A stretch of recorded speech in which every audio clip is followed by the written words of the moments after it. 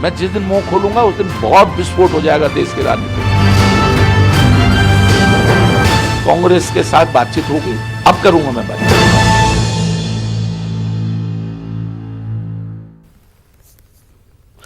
नाज़रीन आदाब, न्यूज़ 18 उर्दू में आपका इस्तकबाल है। मैं हूं विसाल आजम और आप देख रहे हैं खबर खास। माहौल चुनावी है, 5 रियासतों में इंतखाबात होने हैं और यही वो मौका होता है जब लीडर या खुद को लीडर कहने वाले लोग अपने आप को आजमाते हैं कि हमारी पकड़ जमीन पर कितनी है और हमारी पकड़ पार्टी पर कितनी है। कई बार तो कई ऐसे भी लीडर सामने आते हैं जो ये जाहिर करने की कोशिश करते हैं कि पार्टी का कद शायद उनके सामने छोटा है और उनका कद बड़ा। कई बार ऐसे मामले आते हैं।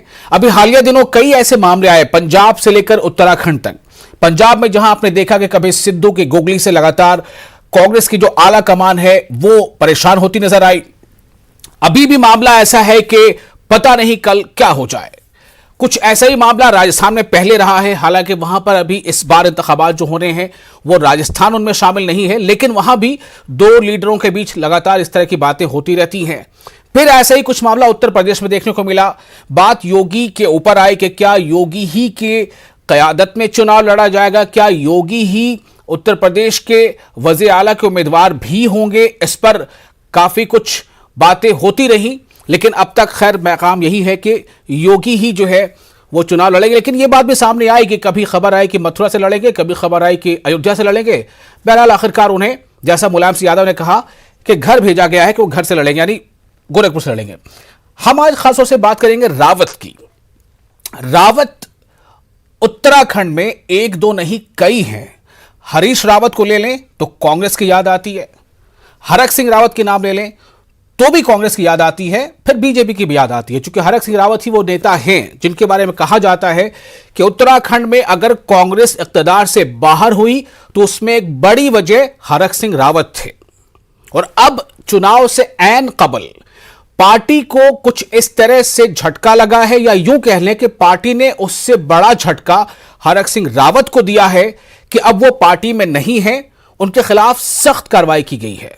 हालांकि यह भी कहा जा रहा है कि पहले ही रावत ने अपना फैसला ले लिया था। कांग्रेस के आला लीडरों से उनका मिलना जुलना और खुफिया मीटिंगें हो रही थी, इसकी पादाश में उनके खिलाफ कार्रवाई की गई है। लेकिन सवाल यह पैदा होता है, क्या हरक सिंह रावत जिन्होंने कांग्रेस को माजी में उत्तराखंड में नुकसान पहुंचाया है, फिर एक बार वहां की कांग्रेस उसे अपनाने के लिए तैयार है, हरक सिंह रावत को अपनाने के लिए तैयार है? आखिर अदावत जो है रावत की वो किससे है? अदावत कांग्रेस से थी, बीजेपी में गए, अब अदावत क्या बीजेपी से है, कांग्रेस में जाएंगे? कितने भरोसेमंद होंगे, कितना फायदा होगा इस अदावत से? सियासी तौर पर उत्तराखंड में फायदा किसे होगा, नुकसान किसे होगा, यही समझने की कोशिश करेंगे अगले आधे घंटे।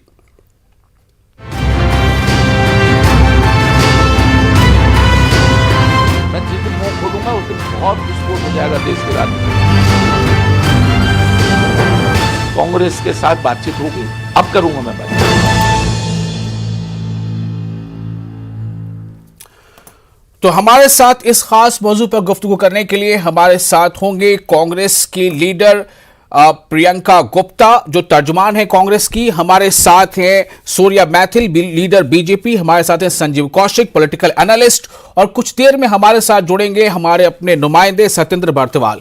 आप तमाम लोगों का बहुत बहुत इस्तकबाल है न्यूज़ 18 उर्दू की इस खास शो में, जिसका नाम है खबर खास। मैं सबसे पहले संजीव कौशिक जी आपसे यह जानना चाहता हूं, क्योंकि पॉलिटिक्स की जो राय है वो तो मैं बाद में लूंगा, बीजेपी और कांग्रेस के लीडरों के पास थोड़ी देर के बाद आता हूं। पहले मैं संजीव कौशिक में आपसे जानना चाहता हूं कि उत्तराखंड में अचानक ये जो मंजर बदल रहा है सियासी, ये क्या सब कुछ अचानक हो गया है? ये क्या चुनाव से ठीक पहले बड़े कहे जाने वाले नेताओं को खुद का वजन साबित करने का एक मौका सामने आ गया है? ये जो रावत के नाम की जो पॉलिटिक्स है, अब उसमें अदावत नजर आ रही है। इस करंट सिचुएशन पर आपकी क्या टिप्पणी है, क्या आपकी राय है? देखिए, मेरा मानना यह है कि रावत शब्द आपने लिया, एक नहीं कई रावत की बात हम कर रहे हैं, और खास करके वर्तमान में जिस रावत की चर्चा हम लोग कर रहे हैं, ये बात बिल्कुल सही है कि अति महत्वाकांक्षा के शिकार ये हरक सिंह रावत है। हमने देखा है कि 2012 में भी जिस समय वहां पे उत्तराखंड में सरकार बन रही थी कांग्रेस की, उस समय भी मुख्यमंत्री की लालसा लिए थे रावत साहब, और एक तरह से अलग राह ठानने की कोशिश कर रहे थे, लेकिन उस समय भी वो मान गए थे।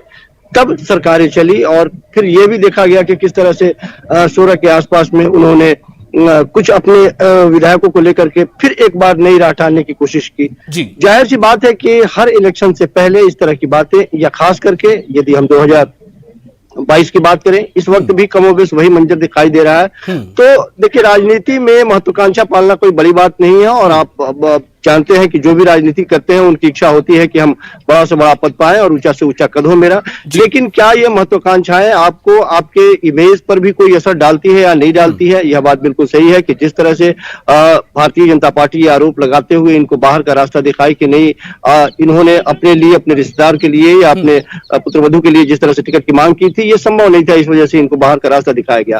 दूसरी बात यह भी है कि कांग्रेस पार्टी भी ये खूब जानती है इनके चरित्र के बारे में कि इन्होंने जिस तरह से सरकार को आफत में डाली थी, आने वाले दिनों में कहीं फिर एक नई मुसीबत तो पैदा नहीं होने वाली है।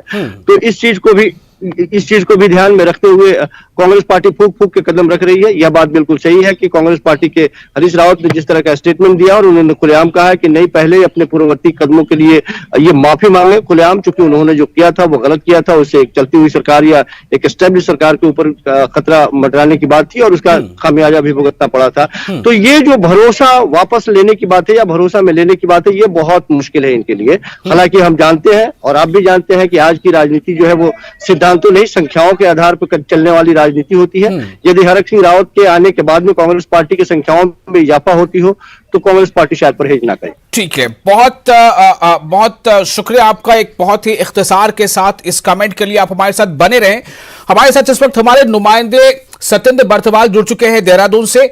सत्येंद्र, मैं आपके पास आता हूं, पहले सिचुएशन हमें बताएं कि हरक सिंह रावत का वो रोता हुआ चेहरा जो टेलीविजन पर बहुत चला है, उत्तराखंड में इस रोते चेहरे का क्या असर पड़ रहा है लोगों पर? और मैं ये जानना चाहता हूं कि हरक सिंह रावत का फ्यूचर क्या नजर आ रहा है, क्या इनपुट्स हैं, वो किधर जाएंगे, क्या उन्हें अपना लिया जाएगा जहां का वो नाम ले रहे हैं? बिल्कुल विशाल, अगर हम बात करें हरक सिंह रावत की, क्योंकि उत्तराखंड के जो सियासत में आज ये पारा गर्म हो रखा है, लगातार बात चल रही है हरक सिंह रावत की, क्योंकि देर शाम कर जब रविवार को हरक सिंह को बीजेपी ने निष्कासित किया, बर्खास्त किया, उसके बाद हरक सिंह रावत दिल्ली पहुंचे। दिल्ली में पूरा उन्होंने अपना जमवाड़ा लगा रखा है और हरक सिंह का एक साफ तौर पर जो उन्होंने न्यूज 18 को जो इंटरव्यू दिया उसमें कहा कि मैं अपनी पार्टी यानी कि कांग्रेस में दोबारा जाऊंगा, क्योंकि हरक सिंह रावत अगर बीजेपी की बात करें, बीजेपी में वो अपने पुत्रवधू और अपने लिए टिकट मांग रहे थे। दो से तीन टिकट उन्होंने दावेदारी बीजेपी से की थी, जिसको लगातार लग रहा था कि नहीं मिल पाएगा, जिसके कारण हरक सिंह को कल बाहर का रास्ता भी दिखा दिया, क्योंकि उनका यह मानना था कि हरक सिंह अब कांग्रेस में जा सकते हैं। इस कारण से बीजेपी ने उनको बाहर का रास्ता दिखा दिया। लेकिन अब सवाल ये सब यहीं पे खड़ा होता है कि कांग्रेस आखिर में क्या करेगी, क्योंकि जो आज पूरे अगर हम बात करें सवेरे से जो भी राजनीतिक जो घटनाक्रम अभी तक देखने को मिला, उसमें अभी तक कहीं से कहीं ये इस तरीके का कोई बात नहीं है कि कांग्रेस में वो उनको ज्वाइन कर दिया या कांग्रेस उनको लेना चाह रही, भले ही वो कांग्रेस में लगातार बात कर रहे हैं। और क्योंकि अब विरोध के भी स्वर, क्योंकि हरक सिंह रावत जब कांग्रेस की बात कर रहे हैं तो कांग्रेस के जो अंदर खाने विरोध के भी स्वर देखने को मिले। खुद हरीश रावत ने भी ये कहा है कि हरक सिंह रावत को सार्वजनिक माफी मांगनी चाहिए, उसके बाद ही उनपे कुछ निर्णय लिया जाएगा। यानी कि अभी भी साफ तौर पे कुछ चीजें छन के नहीं आ रही है कि हरक सिंह मैं आपके पास फिर आता हूं, हमारे साथ बने रहें, सीधा रुख करेंगे सूर्या मैथिल का, जो बीजेपी के लीडर हैं। सूर्या मैथिल साहब, क्यों निकाला हरक सिंह रावत को बीजेपी से? धन्यवाद। देखिए, भारतीय जनता पार्टी परिवारवाद और वंशवाद इन दोनों को नकारती है, और हमारे यहां कार्यकर्ता की पूछ होती है, वंशवाद की और परिवारवाद की पूछ नहीं होती है। और जिस प्रकार की कार्यशैली वर्तमान में हरक सिंह रावत जी की रही और संगठन के विरुद्ध जिस प्रकार की वो क्रियाकलापों में लिप्त रहे, उसके ऊपर अनुशासनात्मक कार्रवाई उनके ऊपर की गई है। और भारतीय जनता पार्टी नेतृत्व ने उनको सम्मान दिया, प्रदेश के अंदर सत्ता में सहभागिता दी, और इस सम्मान का और इस सहभागिता का उन्होंने अपमान किया। और भारतीय जनता पार्टी के कार्यकर्ताओं के समर्थन से जब वो चुन के गए, उसके बाद यदि वो पार्टी विरोधी गतिविधियों में लिप्त हैं और यदि वो कहेंगे कि हमें मेरे परिवार को 2 या 3 टिकट दीजिए, तो ऐसा तो भारतीय जनता पार्टी में नहीं होता। ये कांग्रेस और अन्य दलों की कार्यशैली हो सकती है। भाजपा में कार्यकर्ता को टिकट मिलता है, किसी का बेटा, किसी की बहू, किसी का पोता होने पे टिकट नहीं मिलता है, और यहां पर कार्यकर्ता की पूछ होती है। इन्हीं कारणों के कारण हरक सिंह रावत जी को बाहर का रास्ता दिखाया गया, और जो भारतीय जनता पार्टी के अंदर अनुशासनहीनता करेगा उसके लिए पार्टी में कोई जगह नहीं है। ठीक है, कांग्रेस से प्रियंका गुप्ता हमारे साथ मौजूद है। प्रियंका, सबसे पहले तो आपका इतने इत्मीनान और सब्र के साथ इंतजार करने के लिए बहुत शुक्रिया। मैं ये जानना चाहता हूं कि हरक सिंह रावत, एक बहुत पुरानी कहावत है कि किसी बिल में उंगली डालने पर अगर आपको डस लिया जाए तो दोबारा उस बिल में उंगली नहीं डालते, चूंकि डसे जाने का खतरा बना रहता है। क्या कांग्रेस फिर से एक बार वैसा ही करने जा रही है? देखिए, कांग्रेस पार्टी की अगर बात की जाए तो कांग्रेस पार्टी सिर्फ उन लोगों को नहीं बल्कि जितने भी लोग काम करना चाहते हैं उन सबका सम्मान करती है, क्योंकि उनकी आइडियोलॉजी, जो कांग्रेस पार्टी की आइडियोलॉजी है, उस पर अगर कोई राजी होता है या उसके लिए कोई काम करना चाहता है तो कांग्रेस पार्टी को काम करने में कोई आपत्ति नहीं। लेकिन मैं दूसरी बात यहाँ पे ये भी कहना चाहूंगी कि जिस तरह से बीजेपी के प्रवक्ता वंशवाद की बात कर रहे थे, तो मैं एक लंबी लिस्ट गिनाना चाहूंगी जिसमें वंशवाद साफ झलकता है। इसको आप अपने ढंग से कह सकते हैं, परिवारवाद कहिए या वंशवाद कहिए। जो पंकज सिंह है वो कौन है? दुष्यंत सिंह है, पंकजा मुंडे है, राजवीर सिंह है, स्वराज कौशल है, अभिषेक सिंह है, जयंत सिंह है, धर्मेंद्र प्रधान है, वसुंधरा राजे है, अनुराग ठाकर, पूनम महाजन और वाई राघवन। तो मैं पूछना चाहूंगी ये सब क्या है? आप यहाँ चैनल में बैठकर बड़ी बड़ी बातें कितनी भी कर लीजिए, हकीकत ये है कि भारतीय जनता पार्टी में हर राज्य जहां जहां इलेक्शन है वहां इनकी पार्टी में टूट हो रही है। अब ये आंतरिक कलह है या लोगों को पता चल रहा है कि इस जूती नाव से निकलना ही बेहतर होगा?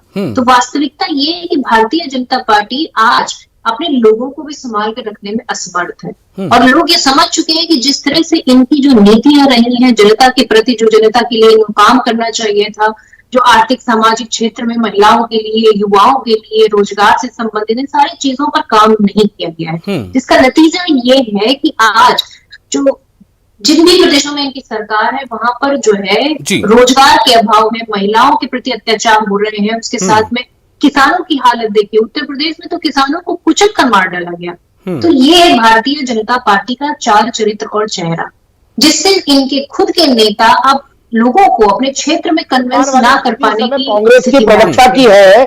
यहाँ पर आपने प्रश्न कुछ और किया था और यहाँ पर कांग्रेस की प्रवक्ता पहुंच नहीं हो आपके पास आऊंगा, और जहां तक ये बात कर रही है वंशवाद की, पूरे जो लोग वक्त मिलेगा आपको जवाब देने का, बीच में इस तरह से इंटरप्ट ना कीजिए तो बेहतर रहेगा प्लीज। बैतुल साहब, वरना मुझे ऑडियो म्यूट करना पड़ेगा। प्लीज प्लीज प्लीज, आपके पास आऊंगा तो आप जवाब दे दीजिएगा। ये जो कह रही है इनको सुन लेते हैं जी। हाँ, ये प्रियंका बोलिए। इन लोगों को जो इनकी हकीकत, जब आईना देखा करें तो पहले खुद देखा करें, फिर लोगों को दिखाया करें। कम से कम आईना तो खुद देखिए। आप हकीकत से मुंह चुराने वाली बात करते हैं, आप कम से कम हकीकत का सामना करें। अगर आपकी पार्टी में ये वंशवाद नहीं है तो ये लंबी लिस्ट जो फहरिस्त है, जो मैंने अभी नाम गिनाया आपको, वो क्या है? परंतु भारतीय जनता पार्टी इस तरह की पार्टी है जो स्टेज पे कहती है कि सबका साथ सबका विकास, फिर उसके बाद क्या करती है? फिर ये चचा जान अप्पा जान करती है, फिर ये 80 और 20 का आंकड़ा देती है। ठीक है, मैं आपकी बात, मेरे सवाल पर लगभग आपको मैंने मौका दे दिया। मैं फिर से एक बार जाना चाहूंगा सत्येंद्र बर्तवाल के पास। सत्येंद्र, मुझे आपसे सिर्फ एक सवाल पे ये जानना है, उसके बाद इस पर रिएक्शन लूंगा सूर्या मैथिल जी का। सत्येंद्र, क्या हरक सिंह रावत ने इसलिए पार्टी छोड़ दी कि वो पार्टी की नीतियों से नाराज थे? उन्होंने गिनाया अपने इंटरव्यू में कि कोई नौकरी नहीं दे पाए। खुद हमने भी असेंबली में ये बयान दिया, लेकिन सब जो है वो सही नहीं था। क्या मनरेगा के तहत नौकरी देना ये नौकरी देना होता है? ये खुद हरक सिंह रावत के अल्फाज हैं। मैं आपसे जानना चाहता हूं, हरक सिंह रावत की नाराजगी की असल वजह आप क्या देखते हैं? सत्येंद्र। बिल्कुल मैं आपको बता दूं, क्योंकि अगर हरक सिंह रावत की बात करें तो उत्तराखंड में एक नामी चेहरा हरक सिंह रावत है, गढ़वाल क्षेत्र से आते हैं। हरक सिंह रावत के अगर कुछ समय पहले हमने एक इंटरव्यू किया था, उसमें हरक सिंह रावत ने उस समय भी अपने महत्वाकांक्षा को बताया कि 2002 में जब उनकी सरकार आई थी, तिवारी जी यहाँ पे मुख्यमंत्री बने थे, उस दौरान भी वो अपनी सरकार को तोड़कर कुछ बीजेपी में सम्मिलित होना चाहते, यानी कि उनका मुख्यमंत्री बनने का बहुत पहले से सपना रहा है। यहाँ तक कि जब अगर हम बात करें 2012 से पहले की बात, तो उस टाइम भी उन्होंने यहाँ पे जो धारी देवी उनकी कसम खा के कहा था कि मैं मंत्री पद नहीं लूंगा, मैं मुख्यमंत्री बनूंगा। लेकिन हरक सिंह की अगर इस समय की बात करें तो ये जो परिस्थितियां हैं, इस परिस्थिति में साफ तौर पे एक नई चीजें सामने आई कि उन्हें मुख्यमंत्री का जो दावेदारी उन्होंने ठोकी थी वो तो अलग चीज थी, लेकिन इन समय जो परिस्थिति देखने उन्होंने अपनी पुत्र वधू के लिए एक सीट का मांग की थी, जो चौबट्टा खाल एक सीट है उत्तराखंड में, उससे उन्होंने वहां से उनको लड़ने की बात की थी, यहाँ से बीजेपी इनको टिकट दे। लेकिन बीजेपी का जो वहां पे उम्मीदवार है वो ऑलरेडी वहां पे उनका विरोध काफी अभी 2-4 दिन से लगातार चल रहा था। ठीक है, ये भी इस समय का एक बड़ी वजह मानी जा रही है कि हरक सिंह ने 3 टिकटों की दावेदारी ठोकी थी बीजेपी के अंदर कि मुझे 3 टिकट, मुझे मेरे रिश्तेदार को और मेरी जो पुत्र वधू है उसको टिकट चाहिए, जिसके कारण बीजेपी के अंदर खाने ही लगातार सूर्य मैथिल जी के पास। सूर्य मैथिल जी, अब मैं आपके पास आ रहा हूं। आपको जो प्रियंका गुप्ता ने जो भी कुछ कहा है उस पर जो आपको ऑब्जेक्शन था आप बताएं, बोलिए। देखिए, यहाँ पर जो कांग्रेस की प्रवक्ता हैं, जिस प्रकार हास्यात्मक बातें कर रही हैं, आप देखिए जवाहरलाल नेहरू जी, उसके बाद इंदिरा गांधी जी, फिर राजीव गांधी जी, संजय गांधी जी, फिर सोनिया गांधी जी, उसके बाद राहुल गांधी जी, फिर प्रियंका गांधी जी, और इनके कांग्रेस के अध्यक्ष कभी राहुल गांधी बनते हैं, कभी सोनिया गांधी बनती हैं, अदल बदल कर सिर्फ इनके पास ले देकर एक ही परिवार है। और जिस परिवार की चाटुकारिता करते करते कांग्रेस के लोगों को दूसरे दलों में वंशवाद दिखता है, तो मैं मेरी बहन को यह बता दूं कि भारतीय जनता पार्टी में किसी भी कार्यकर्ता के टिकट प्राप्ति के लिए जो उपलब्धि है वो ये होती है कि वो बूथ स्तर पे काम करता है कि नहीं करता है, वो ब्लॉक स्तर पे काम करता है कि नहीं करता है। आपने जितने भी नाम गिनाए वो सब भारतीय जनता पार्टी के बूथ स्तर, मंडल स्तर, खंड स्तर और प्रदेश स्तर के कार्यकर्ता, उन्होंने अपना जीवन 5-5, 7 साल, 10-10 साल दिया है। और जहां तक बात अभी मेरी बहन ने उठाई थी, तो मैं इनको एक बात बता देता हूं छोटी सी, कि भारतीय जनता पार्टी में सत्ता लोलुपता का कोई स्थान नहीं है। जिस प्रकार से यहां से हरक सिंह रावत जी को हटाया गया, केवल यह कारण था कि वो घर में बैठी हुई अपनी जो बहू है उनके लिए टिकट मांग रहे थे, उसके अलावा 2 लोगों के लिए और टिकट मांग रहे थे, और हमारे यहाँ घर में बैठे हुए लोगों को टिकट नहीं दिया था। ये आपके यहाँ परिपाटी है कि आप घर से उठाओ, प्रियंका गुप्ता आपको जवाब देना है, गांधी जी को निकाल दीजिए, चाहे राहुल गांधी जी इटली चले जाते हैं,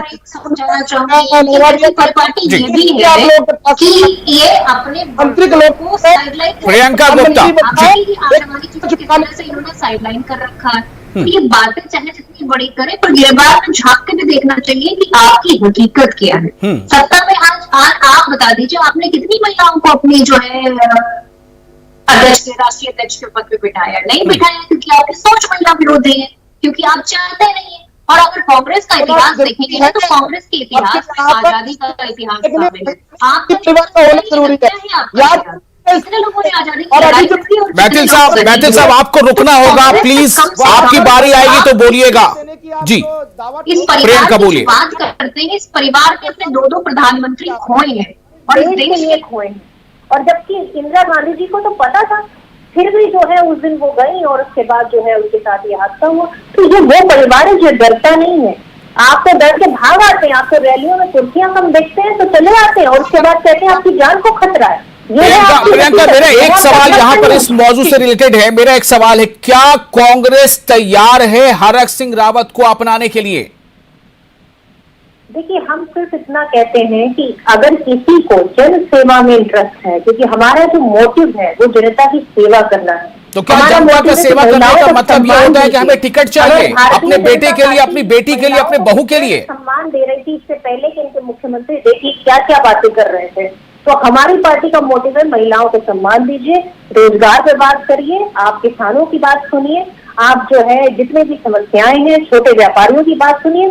अगर इस आइडियोलॉजी में कोई बिलीव करता है, जनता को जनार्दन समझता है, जनता की सेवा में परम धर्म समझता है, तो हमारे जो है पार्टी में पूरा वेलकम है। प्रियंका, क्या इस बात पर पार्टी मान जाएगी कि वो हरक सिंह रावत के बारे में खबरें आ रही कि वो 2-3 टिकट मांग रहे हैं अपने खानदान के लोगों के लिए?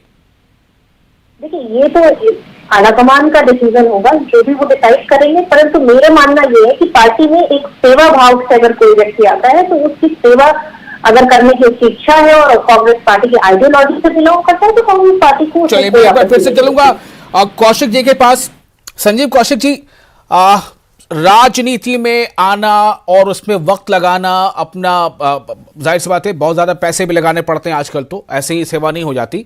लेकिन मैं सिर्फ ये जानना चाहता हूं, वजह चाहे जो रही हो, क्या हरक सिंह रावत वाकई एक ऐसा नाम है जो मौजूदा हुकूमत के लिए वाकई अगले इलेक्शन में खतरा बन सकते हैं, जिधर जाएंगे उसके लिए फायदे का सौदा बन सकते हैं? क्या वाकई ऐसा है? देखिए, दो बातें हैं। पहली बात तो ये कि आज के वक्त में फिर मैं दोबारा दोहरा दूं कि राजनीति में ये मायने नहीं रखता है कि सिद्धांत क्या है, किस पार्टी से आए हैं और किस पार्टी में जा रहे हैं।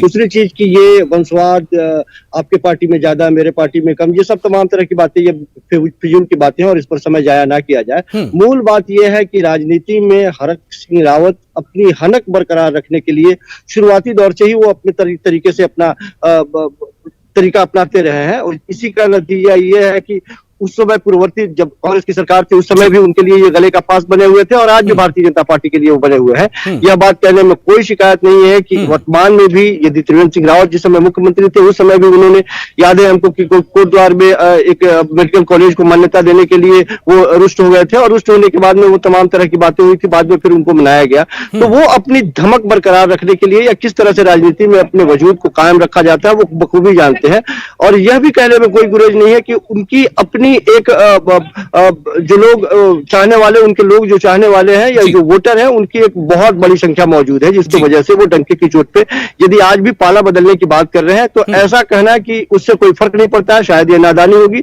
जिस भी खेमे में वो जाएंगे निश्चित रूप से वहां के लिए वो प्लस जरूर होंगे। जी, एक और सवाल ये है कि बीजेपी ने उन्हें बर्खास्त कर दिया है, 6 साल के लिए पार्टी की सदस्यता से भी बाहर कर दिया है, तो इसका मतलब तो साफ है कि शायद ऐसा लगता है कि हरक सिंह रावत को मना लिए जाने की या उनको इसी खेमे में रख लिए जाने की तमाम कोशिशें जो है वो नाकाम हो गई थी। कि पिछले कुछ अलग अलग स्टेट पे जब आप नजर डालेंगे तो वो कथित रूप से जिन्हें हम राजनीति का चाणक्य कहते थे और चाणक्य ने पिछले इलेक्शन में जिस तरह से अलग अलग पार्टियों से लोगों को तोड़ तोड़ के अपने पार्टी में जोड़ा था और जिसकी वजह से भारतीय जनता पार्टी बहुत मजबूत भी हुई थी, उस चाणक्य की चुप्पी भी कई बार खल रही है आज के इस इलेक्शन के वक्त में, चाहे उत्तर प्रदेश के मामले में देख लें या यहाँ के मामले में भी देख लें।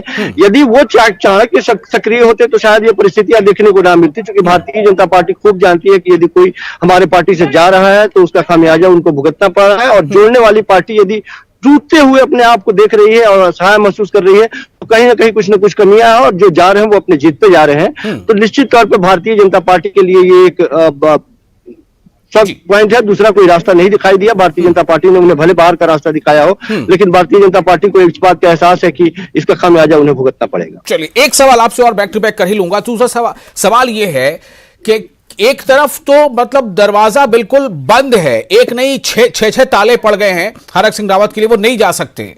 दूसरी तरफ अब सिर्फ एक रास्ता बचता है, वो है कांग्रेस। क्या ऐसे में उनकी बार्गेनिंग कैपेसिटी जो है वो कमजोर पड़ेगी? हाँ, निश्चित तौर पे पहले जिस रसूख के साथ वो कांग्रेस पार्टी में से भारतीय जनता पार्टी में आए थे, आज पुनः वापसी में उसी का नतीजा है कि हम लोग खुलेआम देख रहे हैं कि जिस तरह से हरीश रावत साहब ये बात बोल रहे हैं कि उन्हें सार्वजनिक तौर पे माफी मांगनी होगी। ये बात कहने का मतलब ही है कि आपकी निष्ठा जो है वो कांग्रेस पार्टी में दिखनी चाहिए और दोबारा आप इस तरह की गलती नहीं करेंगे, कम से कम ये बात मैसेज जाना चाहिए। और कार्यकर्ताओं में भी, क्योंकि बहुत सारे ऐसे कार्यकर्ता हैं जो भीतर से ही बहुत ज्यादा खुश नहीं है वो इनके वापसी को लेकर के, तो कार्यकर्ताओं में भी ये मैसेज आया कि पूरी निष्ठा के साथ ये वापसी कर रहे हैं, तो जाहिर सी बात है ये बात कह के वापस होना अपने आप में एक बहुत बड़ी बात होगी। देखते हैं क्या करते हैं वो, क्या होता है। मैं आपके पास आ रहा हूं सूर्य मैथिल साहब, क्या हरक सिंह रावत को रोका जा सकता था? क्या उन्हें मनाया जा सकता था जिस भी वजह से पार्टी से बाहर निकाला गया? देखिए, हरक सिंह रावत जी से कई विषयों पे बात हुई, लेकिन जब वो अड़ गए कि नहीं उनकी पुत्रवधू और 2 टिकट चाहिए, और जिस प्रकार की वो अनुशासनहीनता, पार्टी विरोधी गतिविधियों में शामिल होने लग गए और प्रत्यक्ष दिखने लग गया कि वो भारतीय जनता पार्टी परिवार के विरुद्ध षड्यंत्र में शामिल हैं, अन्य पार्टियों के संग संपर्क में है, तो उसके बाद संगठन ने उन पर अनुशासनात्मक कार्रवाई करी। बीजेपी में रहे, बीजेपी उनको अपने सांचे में ढाल क्यों नहीं पाई? देखिए, ये तो विषय हरक सिंह रावत जी का है। हमने तो उनको पूरा सम्मान दिया, मान दिया, प्रतिष्ठा दी और पार्टी में स्थान दिया। और यदि उनका अपनी जो महत्वाकांक्षाएं बहुत ज्यादा हो सकती हैं, तो उसमें भारतीय जनता पार्टी एक अनुशासनात्मक पार्टी है, एक विचारधारा है। कांग्रेस की तरह एक परिवार की पार्टी नहीं है, एक प्राइवेट लिमिटेड कंपनी नहीं है, जहां पर कि केवल गांधी परिवार जो है वही निर्णय लेता हो। हमारे यहां पर परिवार आपके यहां भी है, फिर कभी डिस्कस कर लेंगे वो कौन सा परिवार है, क्या है। बहरहाल छोड़िए, प्रियंका मैं आपके पास आना चाहता हूं। प्रियंका, मेरा सवाल सीधा ये है, क्या हरक सिंह रावत की गलती इतनी छोटी थी कि माफ कर दिया जाए? लेकिन मैं सिर्फ इतना कहना चाहती हूँ कि जिस तरह से आज भारतीय जनता पार्टी में टूट हो रही है, उससे साफ जाहिर है कि भारतीय जनता पार्टी की नीतियां जनता के लिए फलदायक बिल्कुल नहीं थी। जनता पूरी तरह से रुष्ट हो चुकी है और ये सर्वे में दिखाता है कि किस तरह से भारतीय जनता पार्टी की हार होने जा रही है उत्तराखंड में और कांग्रेस पार्टी की सरकार बनाने जा रही है।